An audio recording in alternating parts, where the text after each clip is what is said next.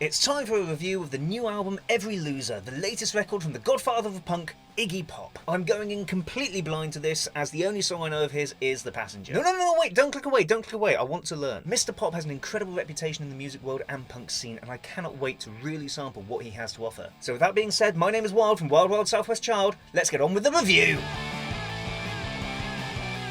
We open strong. This first track is pure punk rock. Distorted guitar, pounding drums, gang shouts, and a no-nonsense vocal melody, but it is let down by the lyrics with the gratuitous use of expletives. Now, there's nothing wrong with a well-placed or even pillock. In the right place, they can really add to the feel of a song, but if they are just used for the sake of it, it can sound a little Why? Moody guitar intro, low gruff vocals. There's something of a Smiths vibe here up until the chorus when the tone really changes. If the verse is internal ruminations, the chorus is someone on the outside despairing as they look in. It is very refreshing hearing the direct, no-fluff approach that Ignatius Pop has when it comes to writing lyrics. Consistent swear words notwithstanding. For me, he walks the line between poetry and every man's stream of consciousness, but gets it just right for the music. Like Lou Reed meets Roger Waters, but without the frills. Call me basic, but I love that janky bass tone. This is what I've been waiting for. It's upbeat, it's rock and roll. The guitar is amazing in this album so far. Iggy's solo is clearly the star of the show, but the instruments, especially the guitar, are all given their chance to shine. Overall,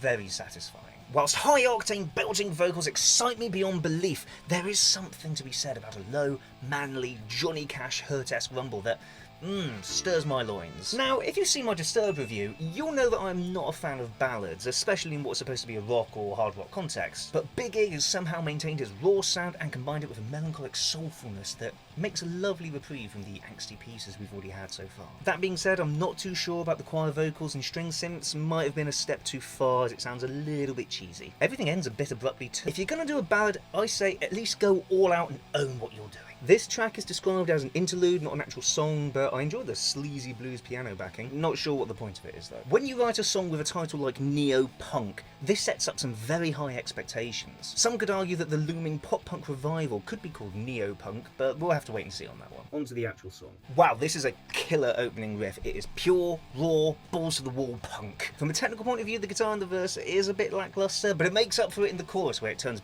back up to 11. Not particularly neo, but certainly very punk. At 2 minutes, it's in, it's out, and it's done. What's rock music without some heaven and hell imagery, eh? Despite being first and foremost a guitarist, I gotta highlight the interesting things that Iguana Pop is doing with his voice in this album. I don't know how he's making half the sounds that he is. On the subject of vocals, remember how I said I really like the lyrics in this album? Here we have the indecipherable line, "This ain't no free as a bird, I'm gonna blow up a turd." Good guitar solo though. Good rock song actually, you know, overall, just... what? A tasty little bass intro, a rolling drum rhythm, a chorus guitar tone, and the synth returns during the chorus. I can definitely hear an 80s pop influence here, which I didn't expect, but I kinda don't hate. I interpret this song as a commentary on people's inclination to upload their personalities to the internet, seeking validation from strangers in the comments section. Perhaps Iggy Azalea Pop uses Hollywood as an allegory for social media. Or maybe I'm overanalyzing.